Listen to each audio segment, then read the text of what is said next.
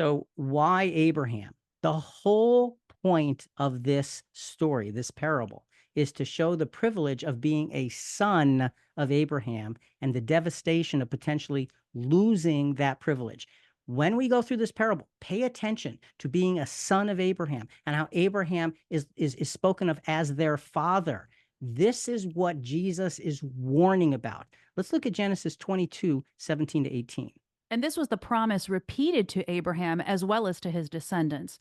Indeed, this is God speaking, I will greatly bless you, and I will greatly multiply your seed as the stars of heaven and the sand which is on the seashore.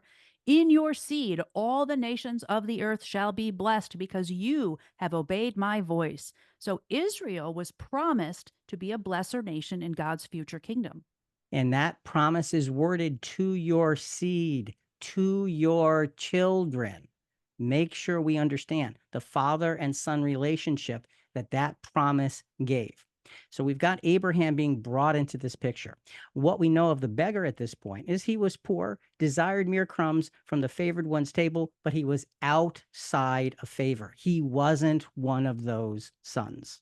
But the poor man is then carried by angels into Abraham's bosom. Well, that's a strange phrase. Yep. Some translations call it Abraham's side or Abraham's arms. But what does that mean? It means that they are brought to a position of favor with God because they are now recognized in the position of the children, the seed of Abraham. And we see that dramatically fulfilled in Galatians 3:29. Now remember, the book of Galatians is written to Gentile Christians. Go ahead, Julie. Galatians 3:29. And if you belong to Christ, then you are Abraham's descendants, heirs according to the promise. That says it right there. So if this is about role reversal, it makes sense that Abraham's bosom means into Abraham, into this condition of being a part of Abraham's promised seed that would eventually bless all the families of the earth. If you're by Abraham's side, it's a place of great favor. But here's a big question. How do we know this doesn't mean heaven? It never says Abraham goes to heaven, but Abraham was considered a friend of God. He's good, he was righteous. And Matthew 22:31-32 says, and as for the resurrection of the dead, have you not read what was said to you by God? I am the God of Abraham and Isaac and Jacob. He is not God of the dead, but of the living. So, also, you notice Lazarus was carried by angels. So, if he's carried by angels to Abraham's side or his bosom, isn't that a reference for going to heaven? No, not even close. Angels did a lot of things. A lot of times we think about angels that are in heaven. Yes, that's true. But an angel, by definition, is a messenger. It Mhm. doesn't even have to be a spirit being. Men are talked about as being angels. And when you think about the Apostle Paul in Galatians 3:29 saying, you're Abraham's seed, he's a messenger of the word of God to show them that they are in that same position. So it has nothing to do with angels being in heaven. It's messengers to the change, the role reversal that is taking place here.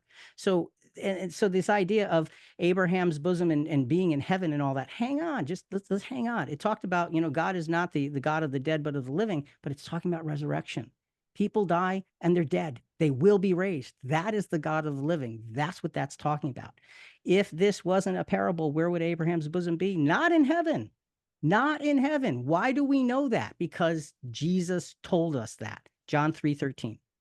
No one has ascended into heaven, but he who descended from heaven, the Son of Man, Jesus himself. All right. So no one has ascended into heaven. Jesus made that perfectly clear. Hebrews 11:39. Now, Hebrews 11 is about all of those faithful ones in the Old Testament. And here's what the apostle says as he wraps up that chapter, Hebrews 11:39. And all these, meaning those faithful ones, having gained approval through their faith, did not receive what was promised. So So go ahead. if you lived and died before Jesus' sacrifice, heaven wasn't available to you. Abraham is resurrected on earth because he died before Jesus opened the way to be part of his bride.